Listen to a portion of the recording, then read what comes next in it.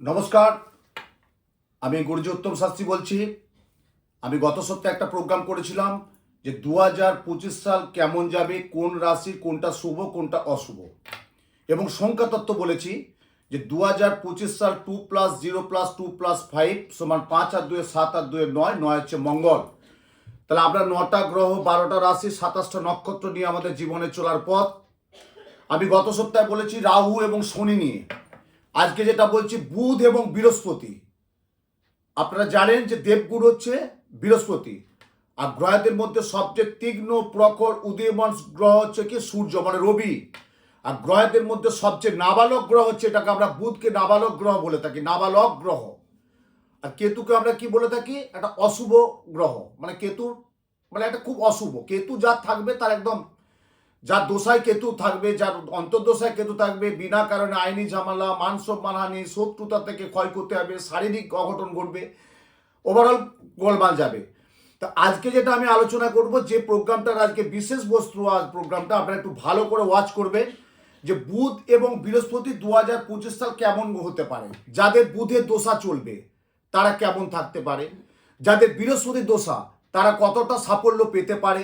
বৃহস্পতিকে জ্ঞান, চেতনা, বিবেক, প্রজ্ঞা, দেবগুরু, অর্থনৈতিক, ব্যবসা, এটা হচ্ছে আমরা সার্বিক বৃহস্পতি গ্রহটাকে আমরা দেখি। আর বুধকে কি দেখি, বুধ যতই নাবালক হোক, এটা উত্তম শাস্ত্রী বলছে, আপনারা দেখবেন, ফলো করবেন, আপনারা মিলিয়ে নেবেন। বুধ যতই নাবালক গ্রহ, বুধ যদি ভালো থাকে সে বড় একজন বিখ্যাত, একজন বড় লেখক হতে পারে, একজন সাহিত্যিক হতে পারে, একজন বড় পদস্থ অফিসার হতে পারে, একজন বিরাট জায়গায় যেতে পারে। বুধ যদি কারো তুঙ্গস্থ থাকে সে একটা হাইফাই জায়গায় যেতে পারে। যদি আবার মকরের ঘরে যদি কারো বুধ থাকে তার কিন্তু সমস্যা আছে। এবার আপনি মকরের ঘরে, সিংহর ঘরে, বৃষর ঘরে, তুলার ঘরে যদি কি করে বুধটা আপনি বুঝবেন করে, তার জন্য আপনাকে একটু কাউন্সিলিং করতে হবে। এই যে আজকে 2024 সালের শেষ 30শে নভেম্বর, আমরা কালকে কি পাচ্ছি, ডিসেম্বর মাস 2024 সাল শেষ, মানে একদম ডিসেম্বর মাসটা সাবধান। আমি বলেছি কেন এই ডিসেম্বর মাসটা একটু সাবধান সতর্কতার মধ্যে থাকতে বলেছি। আমি কেন বলেছি বলুন তো, এই দেখবেন ডিসেম্বরের মাসটা দেখবেন আপনাদের এই 2024-এ অনেকে আমি দেখেছি, অনেকে এসে বলেছে শুরুটা খুব ভালো হয়েছে, শেষটা খারাপ হচ্ছে। আবার দেখা যাচ্ছে শুরুটা খারাপ হয়েছে, শেষটা কিন্তু ভালো যাচ্ছে। বলে গুরুজি আমার কিন্তু শুরুটা কিন্তু খুব ভালো যায়নি, মোস্ট অফলি আমাকে মোটামুটি জুন জুলাইয়ের পর থেকে আমার টাইম টেবিলটা খুব ভালো যাচ্ছে, তাহলে আমি এটা কি ধরে রাখতে পারবো? আমি বললাম ডিসেম্বর মাসটা একটু সাবধান সতর্কতার মধ্যে থাকতে হবে। এবং দেবে কারো শুরুটা খুব ভালো হয়েছে, শেষটা খুব খারাপ। যাদের বলছি 16 থেকে 22-এর মধ্যে যারা বয়স, এই বয়সটা কিন্তু এই ডিসেম্বর মাসে, অর্থাৎ 1 ডিসেম্বর থেকে 31 ডিসেম্বর খুব সাবধান সতর্কতার মধ্যে থাকবেন।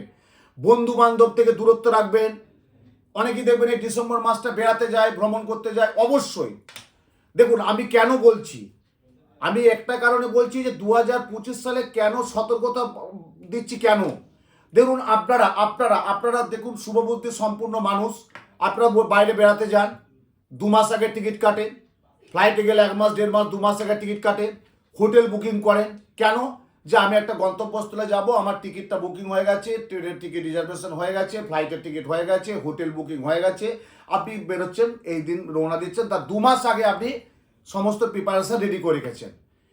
তা গ্রহ নক্ষত্র জনিত গ্রহের, ওই যে বললাম না, গ্রহের ঘোরে ভাগ্য ফেরে, গ্রহের ঘোরে ভাগ্য ফেরে, গ্রহ কিন্তু ঘোরে, ভাগ্য কিন্তু ফেরে।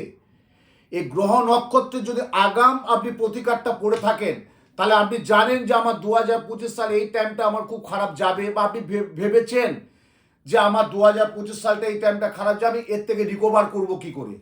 সেই রিকভারের একটাই পথ আছে, আগাম সতর্কতা নিয়ে।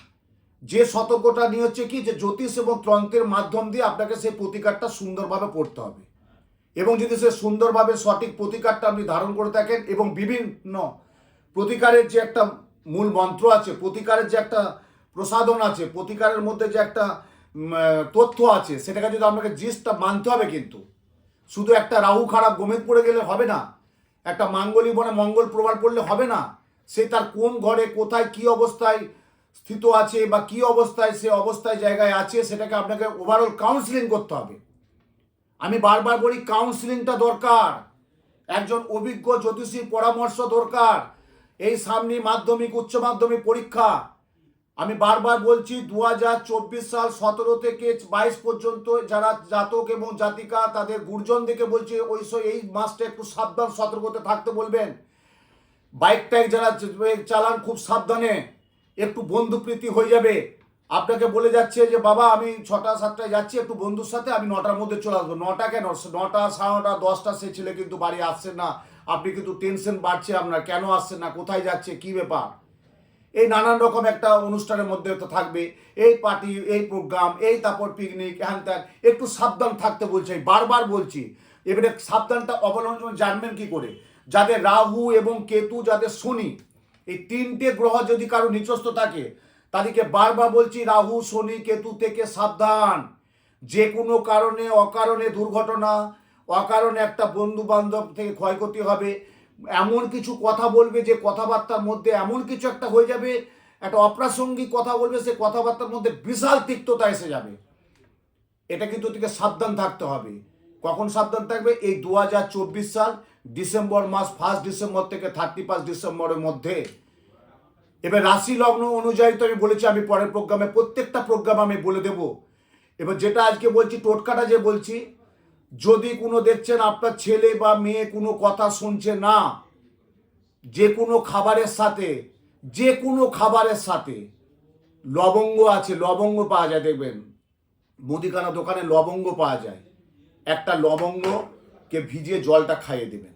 যে কোনো খাবারের সাথে, ভাত থেকে, তরিতরকারি থেকে, সবজি থেকে, রুটি থেকে, যে কোনো লবঙ্গ দেওয়া জল খাবে। কাদিকে খাবেন? 17 থেকে 22 বছর যারা ছেলে মেয়ে একটু কথার বার্তা অবাধ্যতা হয়ে যাচ্ছে, এই টোটকাটা করুন কিন্তু ডিসেম্বর মাসটা, নাহলে কিন্তু অঘটন ঘটবে। তখন বলবেন গুরুজি আপনি যেটা বলেছেন সেটাই হলো।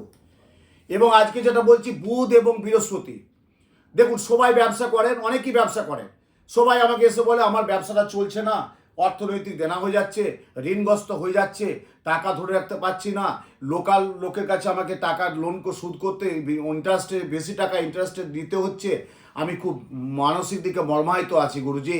আমি ঠিক আছে, তোমার ব্যবসা করছো বাবা, তা সবাই ব্যবসা, আমরা জ্যোতিষশাস্ত্রে কী দেখে দেখে একটা প্রোগ্রাস দিয়ে থাকি, একটা স্টোপাস দিয়ে থাকি না, আগে বুধের প্রতিকার করতে হয়। একটা কথা প্রচলিত আছে, কিন্তু কি আছে বলুন তো? বুদ্ধি বৃহস্পতি, কি বললাম? বুদ্ধি বৃহস্পতি। বুধ যদি ভালো থাকে তাহলে অটোমেটিকই বৃহস্পতি তার ভালো আসতে বাধ্য। আর বুধ যদি নিচস্থ থাকে সে কিন্তু আসতে পারবে না। মিলিয়ে নেবেন কথাটা।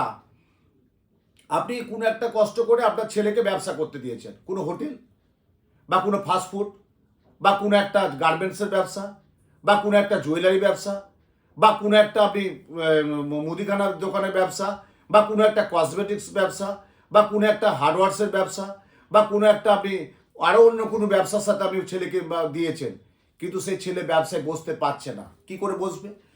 কাস্টমার আসছে কিন্তু সে কথা বলতে পারছে না।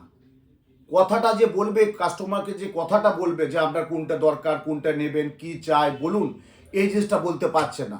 স্টাফ দিয়ে বলাতে হচ্ছে, কি দেখো তো কি নেবে। কিন্তু যে মালিক, সে চেয়ারে বসা, সে কিন্তু বলছে না, মানে তার কিন্তু বুধ নিচস্ত। কিন্তু আপনি ইনভেস্ট করেছেন, আপনি 5 লাখ, 2 টাকা, 2 টাকা, 10 টাকা, 15 টাকা, 20 টাকা, 5 লাখ, 2 লাখ, 10, 20 লাখ, 25 লাখ, 30 লাখ একটা দোকান কিনে ভালো মালপত্র নিয়ে আপনি দোকানটা চালু করেছেন। কিন্তু ওই যে বুধ নিচস্থ থাকার জন্য আপনি কিন্তু সেই ব্যবসাটা সেভাবে গ্রোথ আসছে না, সে ব্যবসায় কিন্তু মন্দা চলছে। অনেকেই দেখবেন 50, 55, 60 বয়সের মানুষরা দেখেছে এখনো পান্না পড়ে থাকে। কেন পান্নাটা পড়ে থাকে? বলে আমার পান্নাটা প্রচুর কাজ দিয়েছে।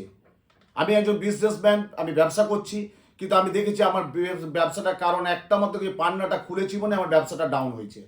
পান্নাটা কিন্তু শুধু বিদ্যা বুদ্ধির জন্য না, পান্নাটা বিশাল বিশাল কাজ করে। পান্না হচ্ছে আমাদের স্মৃতিশক্তি কারক গ্রহ, পান্না হচ্ছে আমাদের বচন শক্তি কারক গ্রহ, পান্না হচ্ছে বুধকে আমাদের স্ট্রং করে।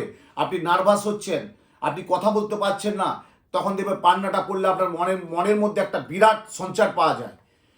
তাই 2025 সাল কেমন যাবে, যেটা আমি আগের প্রোগ্রামে বলেছি, আপনারা লক্ষ্য রাখবেন 2025 সাল কেমন যাবে, কোন রাশি কোনটা শুভ কোনটা অশুভ, তার বিশেষ তথ্য এবং জ্যোতিষশাস্ত্রের বিশেষ পরামর্শ আপনি আমার কাছে অবশ্যই পাবেন। এবং 2025 সালের সংখ্যাতত্ত্ব বিচার, যে সংখ্যাতত্ত্ব বিচারটা দেখুন, আপনারা দেখতে পাচ্ছেন স্ক্রিনের মাধ্যমে। 2025 সংখ্যাতত্ত্ব বিচারে কি বলছে? 2+0+2+5 5 আর 2 7 আর 2 9, 9 হচ্ছে মঙ্গল। তাহলে আমরা কি পাচ্ছি 2025 সাল মঙ্গল। আমি এবারে মেষ রাশি, কন্যা রাশি, বৃষ রাশি, তুলা রাশি, কর্কট রাশি, মিথুন রাশি সব রাশি সম্পর্কে অবশ্যই বলবো, শুধু আপনাদেরকে আমার প্রোগ্রামটা ওয়াচ করতে হবে। আজকে যে প্রোগ্রামটা করলাম যে 2024 সাল এই শেষ প্রান্তে অর্থাৎ ডিসেম্বর মাস, এই 1 থেকে 31 ডিসেম্বর একটু সাবধানতা অবলম্বন করতে হবে। 17 থেকে 22 বছর যারা আছে সেই জাতক এবং জাতিকা গুরুজন স্থানীয়দের বলছে তারা লক্ষ্য রাখবেন, হ্যাঁ, যে বন্ধু বান্ধব সার্কেলটা যেতে বেশি না করে এবং শরীরের দিকে প্রতি যেমন যত্ন নেয় এবং একটু রেগে যাবে, রাগার প্রবণতা থাকবে। কিন্তু যাদের সিংহ রাশি তাদের খুব খারাপ যাবে, যাদের বৃষ রাশি তারা কিন্তু অকারণে প্রেম প্রীতি থেকে জড়িয়ে যাবে, যাদের তুলা রাশি তারা কিন্তু বাবা মা তাদের সাথে কথার মত পার্থক্য হবে, যারা মিথুন রাশি তারা বাড়িতে বসে থাকবে কিন্তু অন্য অপরজন এসে উত্ত্যক্ত করবে। দেখবেন এই রাশিগুলোর সম্পর্কে আপনি মিলিয়ে নেবেন। এবং যে টোটকাটা বললাম, যারাই কথার অভদ্রতা হচ্ছে একটু খাবারের সাথে, কোনো খাবারের সাথে লবঙ্গ দু একটা জল খাবেন, গোপনে খাবেন। যে লবঙ্গ দেওয়াটা একটা লবঙ্গ নেবেন, একটু জলটা নেবেন, একটু ছড়িয়ে দেবেন, দেবেন লবঙ্গ দেওয়া জলটা যদি খাওয়াতে পারেন অসাধারণ সাফল্য পাবেন। মিলিয়ে নেবেন। প্রত্যেকেই ভালো থাকুন, সুন্দর থাকুন। এই ডিসেম্বর মাসটা প্রত্যেককে 2024 সালে ভালো কাটুক আমি মায়ের কাছে সবসময় প্রার্থনা করি। কেন আপনাদের অনেকেই দেখেছি শুরুটা খুব ভালো গেছে, শেষটা খুব খারাপ যাচ্ছে। আবার অনেকেই দেখেছি শুরুটা খুব খারাপ গেছে, শেষটা অনেকই ভালো যাচ্ছে। ওভারঅল ভালো মন্দ নিয়ে চলা। তাই 2024 সাল ডিসেম্বর মাসটা ভালো থাকুক, সুন্দর থাকুক, মনের আনন্দ থাকুক এবং সতর্কতা পালন করুন। সতর্কতা, আমি বারবার বলছি সতর্কতা পালন করুন। সতর্কতার মাধ্যমে থাকবেন, সতর্কতার মাঝে থাকবেন। নমস্কার।